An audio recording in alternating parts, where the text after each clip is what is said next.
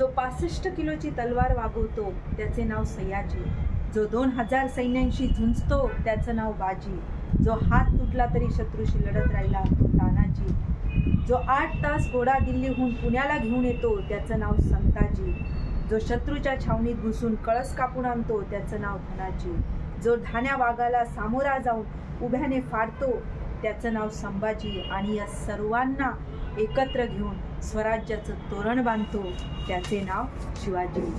छत्रपती शिवाजी महाराज यांची आज 394वी जयंती. प्रत्येक भारतीयाला ज्यांचा अभिमान वाटेल असे उत्तुंग व्यक्तिमत्व म्हणजे छत्रपती शिवाजी महाराज. त्यांच्या केवळ स्मरणाने आपली छाती मूठभर उंच होते. प्रत्येक मराठी माणसाला त्यांच्या चरित्र चिंतनाने स्फुरण चढेल याची तोड नाही. मराठी अस्मितेचे मूर्तिमंत उदाहरण म्हणजे छत्रपती शिवाजी महाराज. छत्रपती शिवाजी महाराज हे रयतेचे राजे झाले. जनतेसाठी ते लढले. काल वाचनामध्ये मला गोविंद पानसरे यांचा शिवाजी कसा होता हे पुस्तक मी चालले, आणि त्या पुस्तकातून किंवा गोविंद पानसरे यांनी जो शिवाजी त्या पुस्तकात मांडला, जो मला समजला, तो आजच्या या दिनी मला सांगूशी वाटतो. तो मी माझ्या शब्दातून येथे मांडण्याचा प्रयत्न करते आहे. छत्रपती शिवाजी महाराज हे जनतेचे राजे होते. छत्रपती शिवाजी महाराजांना रयतेचा राजा म्हटलं जातं, पण जनतेचा राजा होणं खरोखर सोपं आहे का? शिवाजी महाराजांप्रमाणे अनेक राजे आधीही होऊन गेले, नंतरही होऊन गेले, पण छत्रपती शिवाजी महाराजांसारखी जयंती इतर कुठल्या राजाची साजरी होते का? का छत्रपती शिवाजी महाराजांची जयंती एवढ्या उत्साहात साजरी केली जाते? आणि का छत्रपती शिवाजी महाराजांना रयतेचा राजा म्हटलं जातं, जाणता राजा म्हटलं जातं? त्यांचे काही प्रसंग जेव्हा मी त्या पुस्तकात वाचले, ते प्रसंग मला खूप भावले, आणि आज या ठिकाणी मला इथे मांडण्याची इच्छा व्यक्त झाली. छत्रपती शिवाजी महाराज हे जनतेचे राजे होते. त्यांच्या प्रत्येक कृतीत, प्रत्येक वागणुकीमध्ये रयतेचा विचार होता, आणि म्हणून ते रयतेचे राजे झाले. त्यांचा एक छोटा प्रसंग सांगते की त्या काळामध्ये राजांचे फौज निघायच्या. राजांच्या फौज जेव्हा गावागावांमधून जायच्या तेव्हा त्यांचे घोडदळ, पायदळ, हजारोनी सैनिक असायचे, आणि ते जात असताना शेतकऱ्यांची पिकं रस्त्यानी जी काही लागत असे त्या घोडदौडीमध्ये, राजांच्या घोडदौडीमुळे त्या पिकांचं नुकसान व्हायचं. शेतकऱ्यांचं अतोनात नुकसान व्हायचं, पण शेतकरी शब्द तोंडातून काढू शकत नव्हते, कारण राजाची फौज होती, ज्याच्या हाती सत्ता आहे त्याला आपण काहीही बोलू शकत नाही, आणि ते गोरगरीब जनता ते सगळं सहन करत होती. पण ज्यावेळेस छत्रपती शिवाजी महाराजांची फौज निघाली त्यावेळेस छत्रपती शिवाजी महाराजांनी सर्व फौजला ताकीद दिली होती की शेतकऱ्यांच्या पिकांचं फौजेमध्ये नुकसान झालं नाही पाहिजे. शेतकऱ्यांच्या बांधाने आपण आपली फौज न्यायची, आणि हे फौज जेव्हा तिथून गेली तेव्हा तिथल्या गावातल्या लोकांच्या लक्षात आलं की अरे हा कोण राजा होऊन गेला, कोण राजा गेला की ज्याने आपल्या पिकांचा विचार केला, ज्याने आपला विचार केला. आणि त्या क्षणी त्या लोकांना त्या राजेविषयी प्रेम निर्माण झालं, कारण त्या राजाने त्या कष्टकऱ्यांचा विचार केला होता. असे छोटे छोटे प्रसंग होते की ज्या प्रसंगातून शिवाजी महाराज हे जनतेचे झाले, रयतेचे झाले. आणि जेव्हा राजा 1 पट जनतेसाठी काम करतो तेव्हा जनता, रयत 10 पट राजाच्या पाठीमागे खंबीर उभी असते. त्याचं अजून एक उदाहरण सांगायचं ठरलं तर त्या काळामध्ये शेतसारा वसूल केला जायचा. शेतसारा वसूल करताना जे जमीनदार, वतनदार, पाटील, देशमुख, देशपांडे अशा लोकांकडे शेतसारा गोळा करण्याचं काम होतं, ते लोक शेतसारा दुप्पट जमा करायचे.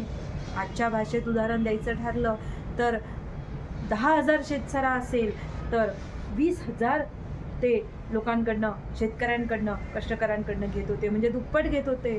आणि जे काही सत्ताधारी होते त्यांना 10,000 देऊन उरलेले 10,000 ते पाटील, ते वतनदार, ते जमीनदार स्वतः घेत असे. म्हणून त्यांच्या पाटलांच्या वाड्या त्या काळात वाडे झाले.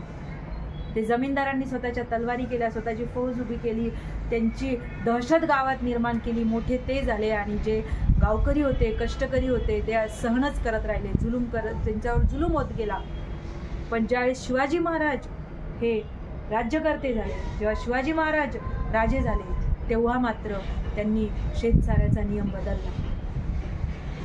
त्यांनी सांगितलं की जमिनीची मोजमाप झाली पाहिजे, जेवढं उत्पादन त्यातला कितीतरी वाटा हा फक्त शेतसारा म्हणून दिला पाहिजे. त्याची लिखापडी झाली, कागदांवर सगळं लिहून घेतलं आणि त्या पद्धतीने तेवढाच वाटा त्या शेतकऱ्याकडनं घ्यायचा असं ठरवलं. आणि जे काही जमीनदार होते, वतनदार होते, त्यांना ताकीद दिली की यापुढे शेतकऱ्यांना त्यांच्यावर जुलूम केला नाही पाहिजे आणि ते तुमचे वाडे बांधणं बंद करा, राहायचं असेल तर साध्या घरात राहा, कारण आपण जनता किंवा रयत हीच डोळ्यासमोर आणली पाहिजे. ते दुःखी झालेले, त्यांना त्रास झालेला मला चालणार नाही. आणि अशा वेळेस छत्रपती शिवाजी महाराज यांच्या या छोट्याशा प्रसंगातून त्या कष्टकऱ्यांच्या त्यांच्या मनामध्ये छत्रपती शिवाजी महाराजांविषयी प्रेम, तळमळ दिसून आले की हा राजा माझा विचार करतो. अनेक दिवस खितपत रडणारे, जगणारे ते शेतकरी आनंदाने जगू लागले, सुटकेचा श्वास घेतला आणि स्वतःचा उत्पन्नाचा आनंद ते घेऊ लागले. आणि म्हणून छत्रपती शिवाजी महाराज हे जनतेचे राजे झाले.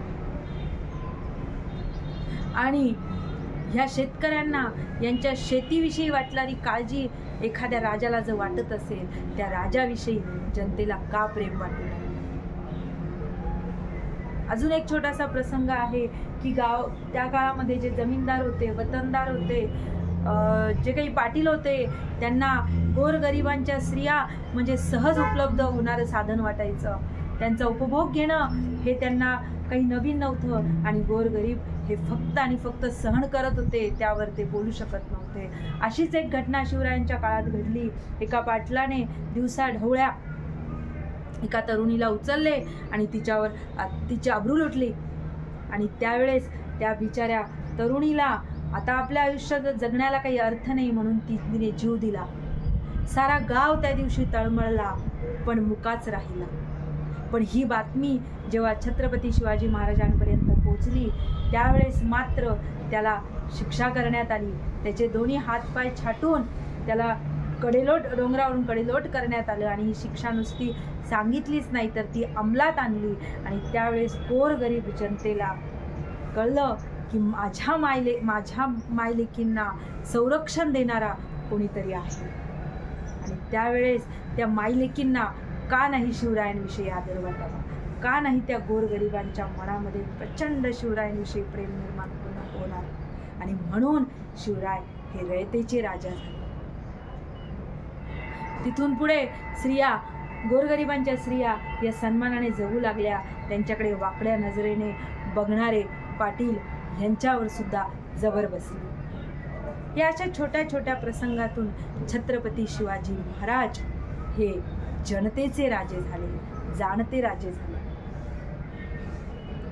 त्यानंतर यांच्या छत्रपती शिवाजी राजांच्या प्रत्येक कृतीत प्रजा, रयत यांचं संरक्षण, यांचं सुख, यांचं तळमळ त्यांच्या नजरेत होती. आणि म्हणून असं म्हटलं जातं की जगणारे मावळे होते, जगवणारा महाराष्ट्र होता.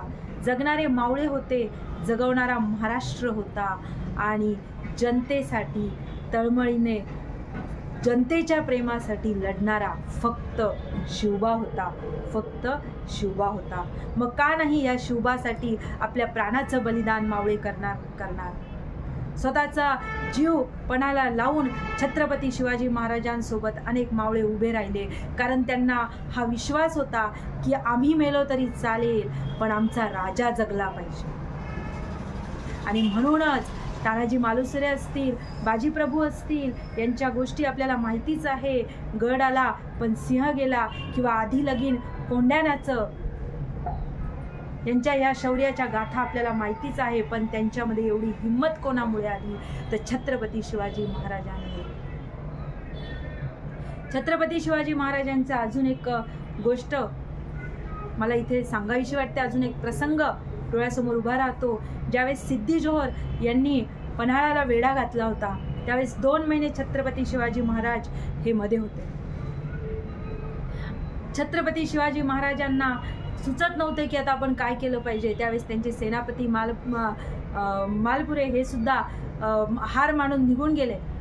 यावेळेस छत्रपती शिवाजी महाराजांनी ठरवलं की शक्तीपेक्षा युक्ती श्रेष्ठ, आणि म्हणून त्यांनी अशी युक्ती केली की माझ्याच सारखा दिसणारा एक छत्रपती इथे तयार करून आणा. छत्रपती सापडला अशी बातमी पसरवा. त्यावेळेस सगळे गाफील होतील, वेळा सैल होईल आणि त्या क्षणाला मी हळूच इथून निसटेल.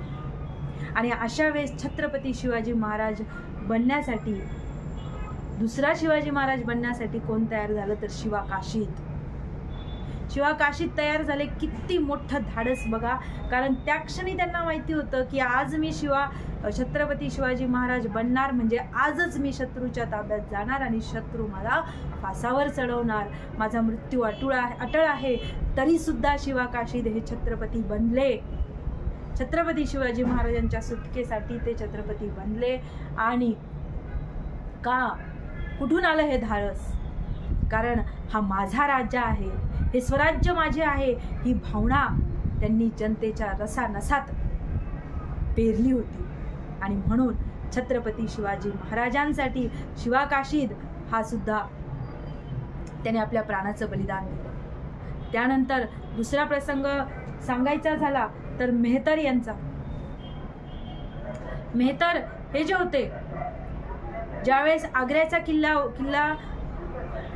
किल्ल्यावर शिवाजी महाराज हे तुरुंगामध्ये होते तेव्हा त्यांच्या सुटकेसाठी त्यांच्या तुरुंगात जे तिथे झोपलेले होते त्या अंथरुणावर मेहतर येऊन झोपले आणि शिवाजी महाराजांना पलायनासाठी त्यांनी मदत केली. केवढं मोठं धाडस, कारण त्यांच्या जागी झोपणं आणि थोड्या वेळाने जेव्हा शत्रू येईल आणि आपल्याला बघेल तेव्हा आपल्याला मृत्यूदंड हे अटळ आहे हे माहीत असताना सुद्धा त्यांच्या मावळ्यांनी तिथे अंथरुणात झोपले आणि शिवाजी महाराजांना पलायन करण्यासाठी मदत केली. कारण त्यांना माहीत होतं की माझा राजा जगला पाहिजे, माझ्या स्वराज्यासाठी मी माझा प्राण देत आहे. अशा प्रकारे छत्रपती शिवाजी महाराज हे जनतेचे राजे झाले, रयतेचे राजे झाले. म्हणून त्यांचा जन्मोत्सव एवढ्या मोठ्या प्रमाणात, मोठ्या उत्साहात साजरा केला जातो. पण आज छत्रपती शिवाजी महाराजांच्या जयंतीनिमित्त एक आठवण येते की छत्रपती शिवाजी महाराज हे 16व्या शतकामध्ये जन्माला आले आणि 17व्या 18व्या शतकाचा जर आपण इतिहास बघितला तर इंग्रज आपल्या भारतामध्ये आले. इंग्रज राज्यकर्ते झाले, व्यापारी म्हणून आले. ईस्ट इंडिया कंपनीची स्थापना केली आणि त्या इंग्रजांनी भारतावर ताबा मिळवला. ही किती खेदाची गोष्ट आहे की ज्या भूमीवर छत्रपतींसारखा वीरपुत्र जन्माला येऊन गेला, एक झंझाळ वादळ निर्माण होऊन गेलं. त्यांनी एवढे मावळे तयार केले, एवढं स्फुरण चढतं त्यांचे नुसत्या शिवचरित्र वाचल्यानंतर. अशा या भारतभूमीमध्ये कसं काय शक्य झालं असेल? कुठे गेले होते तेव्हा शिवरायांचे वारस? कुठे गेले होते? शिवरायांनी जे काही पेरलं होतं ते कुठे गेलं होतं? इंग्रजांच्या काळाचा जर अभ्यास केला तर जातीभेदामध्ये अडकलेला भारतीय समाज दिसतो. कनिष्ठ जात, दलित, उच्च नीच ही भेदभाव झालेली दिसते. स्त्रियांवर अत्याचार पुन्हा झालेला दिसतो. आणि अशा वेळेस ह्या भारतभूमीला, ह्या महाराष्ट्राला पुन्हा एकदा आपल्या शिवरायांची आठवण दिली पाहिजे. हे कोणाच्या डोक्यात आलं? ते महात्मा फुलेंच्या. क्रांतीसूर्य महात्मा फुले यांना म्हटलं जातं, कारण महात्मा फुलेंनी त्या काळामध्ये रायगडावर ते 2 दिवस गेले. रायगडावर छत्रपती शिवाजी महाराजांची जी समाधी होती ती दुर्लक्षित झालेली होती. त्या समाधीवर वेली वाढलेल्या होत्या, काट्याकुट्यांमध्ये ती अडकलेली होती. ही समाधी, त्याच्यातले काटेकुटे हे महात्मा फुलेंनी बाजूला केले. त्या काळात महात्मा फुलेंनी छत्रपती शिवाजी महाराजांवर एक मोठा असा पोवाडा लिहिला. कुळवाडी भाषण पोवाडा भोसल्यांचा. छत्रपती शिवाजी महाराजांचा. तो कोडा जर वाचला, अभ्यासला तर त्यावरून कळतं की महात्मा फुले यांचं प्रचंड वाचन होतं, प्रचंड अभ्यास होता. आणि त्यावेळेस पुन्हा त्या मरगळलेल्या भारताला, मरगळलेल्या महाराष्ट्राला, गुलामगिरीत अडकलेल्या, पारतंत्र्यात अडकलेल्या भारताला महात्मा फुले यांनी छत्रपती शिवाजी महाराजांची नव्याने ओळख करून दिली. आणि ज्यावेळेस 150 वर्ष इंग्रजांनी भारतामध्ये राज्य केलं, त्यावेळेस जाता जाता इंग्रज जेव्हा आपल्या देशाला स्वातंत्र्य मिळाले तेव्हा त्यांचा गव्हर्नर होता, त्या गव्हर्नरने जाता जाता सांगितलं की छत्रपती शिवाजी महाराज अजून 10-15 वर्ष जगले असते तर हिंदुस्थानाचा चेहरा आम्हाला पाहायला मिळाला असता. इतकं 7 समुद्रा पलीकडे छत्रपती शिवाजी महाराजांचे नाव पोचले होते. अमेरिकेचे राष्ट्राध्यक्ष बराक ओबामा सांगतात की छत्रपती शिवाजी महाराज आमच्या देशात जन्मले असते तर आम्ही त्यांना सूर्य संबोधलं असतं. अशा ह्या छत्रपती शिवाजी महाराजांची शिवशाही, त्यांची शिवनीती आजच्या तरुणांना समजण्याची खऱ्या अर्थाने गरज आहे. आज छत्रपती शिवाजी महाराजांची 394वी जयंती साजरी होत आहे. पण आजचा तरुण कशात अडकलेला दिसतो? दाढी मिशा वाढवणं, चंद्रकोर लावणं, झेंड्या, मोठे मोठे झेंडे वाहनांना लावून फिरणं याने खरा शिवाजी समजणार आहे का? खरा शिवाजी समजायचा असेल तर शिवचरित्र वाचलं पाहिजे. शिवाजी कोण होता हे गोविंद पानसरेंचं पुस्तक वाचलं पाहिजे. आणि हे पुस्तकांची ओळख करून देण्याचं काम म्हणजे महात्मा फुले यांनी जसं मरगळलेल्या त्या इंग्रजांची राजवट असताना लोकांना छत्रपती शिवाजी महाराज सांगितले, तसे आजच्या तरुण पिढीला छत्रपती शिवाजी महाराज सांगण्याचं काम शिक्षकांनी केलं पाहिजे. आणि म्हणून आजच्या दिनी खरोखर शिवजयंती जर साजरी करायची असेल किंवा खरोखर शिवाजी महाराजांना अभिवादन करायचं असेल तर आजच्या या भरकटलेल्या तरुणांना, मोबाईल, PUBG यासारख्या गेममध्ये अडकलेल्या मुलांना, इंस्टाग्राम, व्हॉट्सअप, फेसबुक, शेअरचॅट, स्नॅपचॅट या ॲपमध्ये अडकलेल्या या तरुण पिढीला बाहेर काढून खरा छत्रपती शिवाजी महाराज त्यांच्या समोर उभा केला तर खरी शिवजयंती अशी साजरी केली असे म्हणता येईल. ढोल ताशांनी दिवसभर नाचगाणे करणं म्हणजे शिवजयंती नाही, तर शिवजयंती जर शिवाजींचे विचार आपण ऐकले, शिवाजींचे विचार आपण आपल्या आचरणात आणले तर खरी शिवजयंती साजरी झाली असे म्हणता येईल. लोकसत्तामध्ये एक लेख वाचण्यात आला होता, त्यामध्ये त्या लेखाची हेडलाईन होतं की राष्ट्रपुरुषांचा पराजय कधी होतो? जेव्हा राष्ट्रपुरुषांचे विचार त्यांचे अनुयायी विसरतात, तेव्हा राष्ट्रपुरुषांचा खरा पराजय.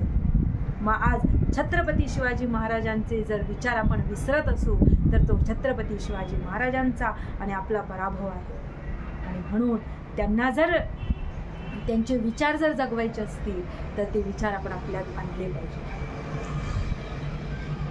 एवढे बोलून मी माझे आजच्या या दिनी मनोगत थांबवते. जय हिंद, जय महाराष्ट्र, जय शिवराय.